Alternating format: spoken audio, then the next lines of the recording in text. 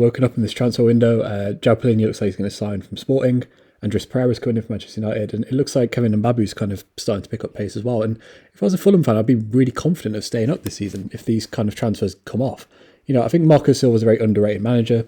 When he was at Everton, obviously finished 8th in his first full season, where he got some backing, but this wasn't a great Everton side. And I'm a Wolves fan. Fulham, Everton only finished 3 points behind us, and that was like the best Wolves side I've seen in my 22 years on this earth. And obviously, like second season, he got sacked on the 5th of December, and this was what the table looked like. Obviously, we're third from bottom, and Everton had big expectations, right? So they sacked him. But if you look at expected points, Everton were the 8th best side in the league.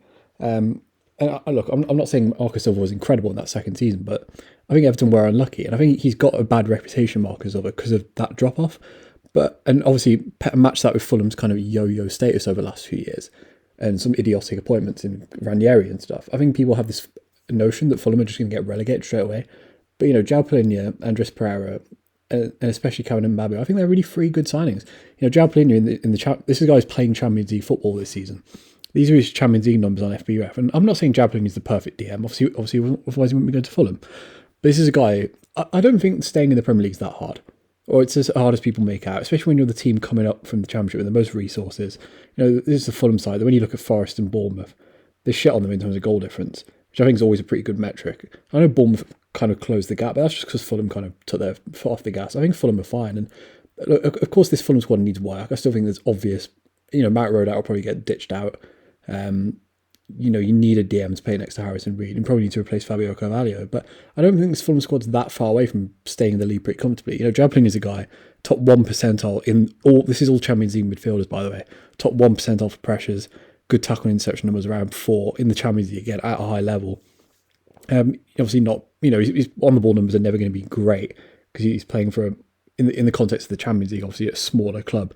They played Man City twice and got battered. So of course, all his on the ball numbers aren't going to be great. And quite one-footed as well. That's a bit of a concern. But I think Joao Palhinha and Harrison Reed's quite a nice balance. Joao Palhinha is one of those guys that's going to rush off the line and tackle and press. He's not a guy that's going to sit back and intercept. I actually thought Harrison Reed actually had a pretty good last season in the Premier League. His numbers from the Premier League when he was last in it, in the top 4 percentile in Europe's top 5 leagues for central midfield in terms of interceptions. I'm not saying Harrison Reed won't press and kind of fly off the line, but he'll do it a lot less than Palhinha. And I think Palhinha and Harrison Reed as a midfield too. I assume Silva will stick with 4-2-3-1. I think that's actually that's like a, maybe not top 10, but I think that's a 10th to 14th place midfield Premier League too. And, if Fulham get a good, decent goalkeeper, don't rely on Tim Ream again and kind of replace Fabio Carvalho, I think that'd be enough. Obviously, Mbabu's a bit of a rumour right now, but I think Kenny Tete is an easy upgrade, given his age. I think he's a good backup if you bring a guy in. But Kevin Mbabu is a guy that's been a pretty consistent Bundesliga player for 4 or 5 years now. Elite dribbler and ball carrier. Not the most technical player on the ball, but I think if you're Fulham, that's fine.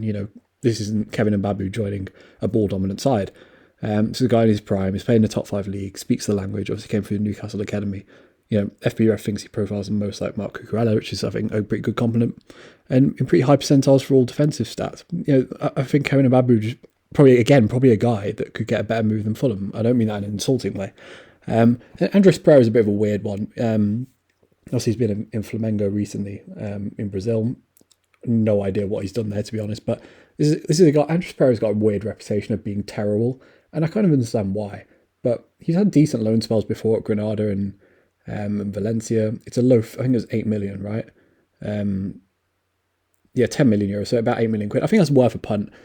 I still think Fulham need to bring in one more winger / attacker. It looks like that'll be Solomon, right? But, when you look at Andreas Pereira's numbers at Lazio, which was his last move before he went to Brazil, obviously in very limited sample size, by the way, he played 500 minutes, so let me make that perfectly clear, but in very high percentiles for key metrics, pressures, dribbles, progressive carries, expected assists and stuff, with very small minutes, obviously, but Lazio's a decent level. Would be concerned why he wasn't starting more. But I think if Fulham get Joao Palhinha over the line, which looks like it's going to get done, bring in Mbabu, if Pereira bangs, I think Fulham will be fine. I'd have no concerns. Well, not no concerns. I think if Fulham do a couple of other decent signings, get in a good goalkeeper, and bring in one. The thing is with Fulham as well is I think a lot of the things around Fulham get unfairly labelled. Their yo-yo status, which that's not their fault. Just because you yo-yo doesn't mean you won't stay up eventually. As I said earlier, Marco Silva got a lot of unfair stick for that final season, but I don't actually think he was as bad as people say. Mitrovic has a reputation of being a terrible Premier League striker. I think that's bollocks. I think Scott Park has screwed him over in that last season. I thought Harry Wilson, obviously there's a question mark over him whenever he steps up. Obviously ridiculous numbers in the Championship, but I thought Harry Wilson was pretty good at Bournemouth until he got injured. I thought Adebayo had a really good season. I'm surprised they kept hold of him. Same with Anthony Robinson as well. Harrison Reed's played well at this level before. Improve Cabano, improve Odoi, improve Ream and Rodak. I think Fulham will stay up pretty comfortably. Obviously, there's still time to see if that gets done. I think Palhinha, Pereira and Mbabu are a good start. And yeah, I think this is a good start to the window. If I was a Fulham fan, I'd be feeling pretty confident right now. Fulham just needs to be better than 3 clubs.